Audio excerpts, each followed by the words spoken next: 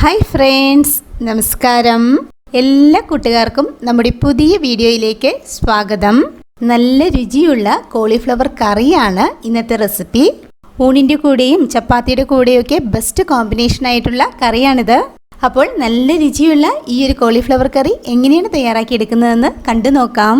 അതിനു വേണ്ടിയിട്ട് ഈ ഒരു കടായിലേക്ക് 2 ടേബിൾ സ്പൂൺ വെളിച്ചെണ്ണ ഒഴിച്ചു കൊടുക്കുന്നുണ്ട്. വെളിച്ചെണ്ണ ഒന്ന് ചൂടായി വരട്ടെ. നമ്മുടെ ഈ ഒരു കറി വെളിച്ചെണ്ണയിൽ തന്നെ തയ്യാറാക്കി എടുക്കുമ്പോഴായിരിക്കും കൂടുതൽ ടേസ്റ്റ് കിട്ടുന്നത്.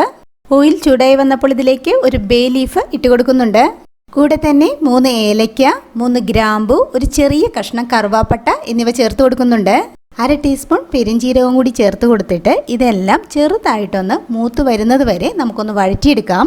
ഗ്യാസ് ഒരു ലോ ഫ്ലെയിമിൽ വഴറ്റിയെടുക്കാം. ഇപ്പോൾ ഇവിടെ ഇത് പാകത്തിന് മൂത്ത് വന്നിട്ടുണ്ട്. ഇനി നമുക്കിതിലേക്ക് ചെറുതായിട്ട് അരിഞ്ഞെടുത്ത സവാള ചേർത്ത് കൊടുക്കാം. മീഡിയം സൈസിലുള്ള 2 സവാളയാണ് നമ്മളിവിടെ ചേർത്ത് കൊടുത്തിട്ടുള്ളത്.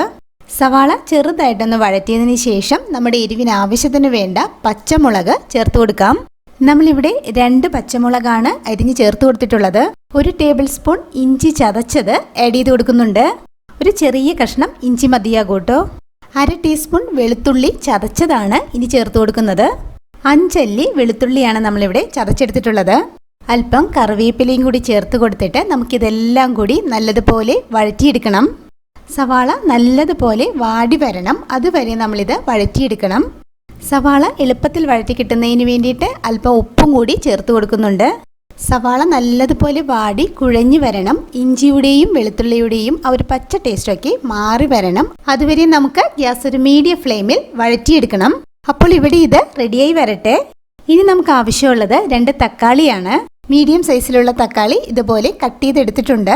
ഇനി നമുക്കിത് മിക്സിയുടെ ജാറിലേക്ക് ഇട്ട് കൊടുത്ത് നല്ലതുപോലെ ഒന്ന് അരച്ചെടുക്കണം. തക്കാളി അരച്ച് ഒരു സൈഡിലേക്ക് മാറ്റി വെക്കാം. ഇപ്പോൾ നമ്മുടെ സവാളയെല്ലാം നല്ലതുപോലെ വാടി വന്നിട്ടുണ്ട്.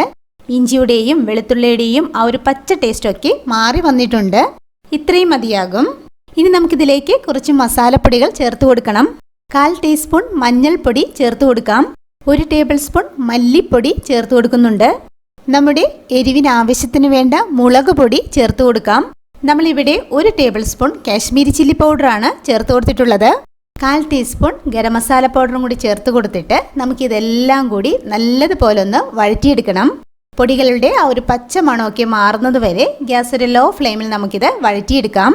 ഗ്യാസ് ലോ ഫ്ലെയിമിൽ 1-2 മിനിറ്റ് വഴറ്റുമ്പോഴേക്കും പൊടികളുടെ ആ ഒരു പച്ച മണമൊക്കെ മാറി മൂത്ത് വന്നിട്ടുണ്ടാകും. ഇപ്പോൾ പൊടികളുടെ ആ ഒരു പച്ച മണമൊക്കെ മാറി പാകത്തിന് മൂത്ത് വന്നിട്ടുണ്ട്. ഇനി നമുക്ക് നേരത്തെ അരച്ച് വെച്ചിരുന്ന തക്കാളി ഉണ്ടല്ലോ, അത് ഇതിലേക്ക് ചേർത്ത് കൊടുക്കാം. തക്കാളി പേസ്റ്റ് ചേർത്തതിന് ശേഷം നമുക്കിത് നല്ലതുപോലെ ഒന്ന് വഴറ്റിയെടുക്കണം. തക്കാളിയുടെ ആ ഒരു പച്ച ടേസ്റ്റൊക്കെ മാറി വരുന്നത് വരെ നമ്മളിത് കുക്ക് ചെയ്തെടുക്കണം. തക്കാളി കുക്കായി വന്നതിന് ശേഷം നമുക്കിതിലേക്ക് കോളിഫ്ലവർ ചേർത്ത് കൊടുക്കണം. തക്കാളി എളുപ്പത്തിൽ കുക്കായി കിട്ടുന്നതിന് വേണ്ടിയിട്ട് നമുക്കിത് അടച്ചു വെച്ചിട്ട് കുക്ക് ചെയ്തെടുക്കാം. ഗ്യാസ് ലോ ഫ്ലെയിമിൽ ഒരു 3 മിനിറ്റ് നേരം നമുക്കിത് കുക്ക് ചെയ്തെടുക്കാം. ഇപ്പോൾ ഒരു 3 മിനിറ്റ് കഴിഞ്ഞു. തക്കാളിയെല്ലാം നല്ലതുപോലെ കുക്കായി വന്നിട്ടുണ്ട്. ഇപ്പോൾ എണ്ണയെല്ലാം തെളിഞ്ഞ് തക്കാളി കുക്കായി വന്നിട്ടുണ്ട്. ഈ ഒരു പാകത്തിന് തക്കാളി കുക്ക് ചെയ്തെടുത്താൽ മാത്രമേ നമ്മുടെ ഈ ഒരു കറിക്ക് നല്ല ടേസ്റ്റ് കിട്ടുകയുള്ളൂ. ഇപ്പോൾ നമ്മുടെ ഈ ഒരു മസാല റെഡി ആയിട്ടുണ്ട്. ഇനി നമുക്കിതിലേക്ക് കോളിഫ്ലവർ ചേർത്ത് കൊടുക്കണം. ഇവിടെ നമ്മൾ 1 കോളിഫ്ലവറാണ് എടുത്തിട്ടുള്ളത്. വെള്ളത്തിൽ ഉപ്പും മഞ്ഞൾപ്പൊടിയും ചേർത്ത് നല്ലതുപോലെ തിളപ്പിച്ച് ഗ്യാസ് ഓഫ് ചെയ്തതിന് ശേഷം അരിഞ്ഞെടുത്ത ഈ കോളിഫ്ലവർ ഒരു 10 മിനിറ്റ് നേരം ആ തിളച്ച വെള്ളത്തിൽ ഇട്ട് വെച്ചിട്ടുണ്ടായിരുന്നു. അതിനുശേഷം ആ വെള്ളം കളഞ്ഞ് കഴുകി എടുത്തിട്ടുള്ളതാണ് കേട്ടോ ഇത്. കോളിഫ്ലവർ ചേർത്തതിന് ശേഷം ഈ മസാലയിൽ നല്ലതുപോലെ ഇളക്കി യോജിപ്പിച്ചെടുക്കണം. മസാല കോളിഫ്ലവറിൻ്റെ എല്ലാ ഭാഗത്തും കോട്ട് ചെയ്ത് വരണം. ഇപ്പോൾ മസാലയെല്ലാം കോളിഫ്ലവറിൽ നല്ലതുപോലെ പിടിച്ചു വന്നിട്ടുണ്ട്. ഇനി നമുക്കിത് കുറച്ചു നേരം അടച്ചു വെച്ചിട്ട് കുക്ക് ചെയ്തെടുക്കാം. ഗ്യാസ് ലോ ഫ്ലെയിമിൽ ഒരു 3-4 മിനിറ്റ് നേരം അടച്ചു വെച്ചിട്ട് നമുക്കിത് കുക്ക് ചെയ്തെടുക്കണം. ഇടയ്ക്ക് ഇതൊന്ന് ഇളക്കി കൊടുക്കാൻ മറക്കരുത് കേട്ടോ. ഇപ്പോൾ ഒരു 4 മിനിറ്റ് ആയിട്ടുണ്ട്. കോളിഫ്ലവർ ഇവിടെ ചെറുതായിട്ട് വെന്ത് വന്നിട്ടുണ്ട്. ഇനി നമ്മളിതിലേക്ക് ചേർത്ത് കൊടുക്കുന്നത് ഉരുളൻകിഴങ്ങാണ്. ഒരു മീഡിയം സൈസിലുള്ള ഉരുളൻകിഴങ്ങ് വേവിച്ചതിന് ശേഷം ഉടച്ചെടുത്തിട്ടുള്ളതാണ് കേട്ടോ ഇത്. ഉരുളൻകിഴങ്ങ് ചേർത്തതിന് ശേഷം ഇതെല്ലാം കൂടി ഇളക്കി യോജിപ്പിച്ചെടുക്കാം. എല്ലാം കൂടി നല്ലതുപോലെ മിക്സ് ചെയ്തതിന് ശേഷം ഗ്രേവിക്ക് ആവശ്യത്തിന് വേണ്ട വെള്ളം ഒഴിച്ചു കൊടുക്കണം. വെള്ളം ഒഴിച്ചു കൊടുക്കുമ്പോൾ ചൂടുവെള്ളം തന്നെ ഒഴിച്ചു കൊടുക്കാൻ ശ്രദ്ധിക്കണം. നമുക്ക് എത്രത്തോളം ഗ്രേവി ആവശ്യമുണ്ടോ ആ ഒരളവിൽ ഇതിലേക്ക് വെള്ളം ഒഴിച്ച് കൊടുക്കാവുന്നതാണ്. നമുക്ക് ആവശ്യത്തിന് വേണ്ട ഉപ്പ് ചേർത്ത് കൊടുക്കാം. വീഡിയോ കണ്ടുകൊണ്ടിരിക്കുമ്പോൾ ഇഷ്ടമായാൽ നമ്മുടെ ചാനൽ മറക്കാതെ സബ്സ്ക്രൈബ് ചെയ്യണേ. കോളിഫ്ലവർ പകുതി കുക്കായതാണല്ലോ, അതുകൊണ്ട് തന്നെ നമുക്ക് ഒരു 7-8 മിനിറ്റിനുള്ളിൽ തന്നെ കുക്കായിട്ട് കിട്ടും. ഉപ്പ് ചേർത്ത് കൊടുത്ത് മിക്സ് ചെയ്തതിന് ശേഷം ഗ്യാസ് ലോ ടു മീഡിയം ഫ്ലെയിമിൽ നമുക്കിത് അടച്ചു വെച്ചിട്ട് കുക്ക് ചെയ്തെടുക്കാം. ഇടയ്ക്കൊന്ന് ഇളക്കി കൊടുക്കണം കേട്ടോ. ഇപ്പോൾ ഒരു 8 മിനിറ്റ് ആയിട്ടുണ്ട്. കോളിഫ്ലവർ എല്ലാം പാകത്തിന് വെന്ത് വന്നിട്ടുണ്ട്. ഫൈനലി ഇതിലേക്ക് അല്പം മല്ലിയില ചേർത്ത് കൊടുത്ത് മിക്സ് ചെയ്തെടുക്കുന്നുണ്ട്. അപ്പോൾ ഇത്രയേ ഉള്ളൂ, നല്ല രുചിയുള്ള ഒരു കോളിഫ്ലവർ കറിയാണിത്.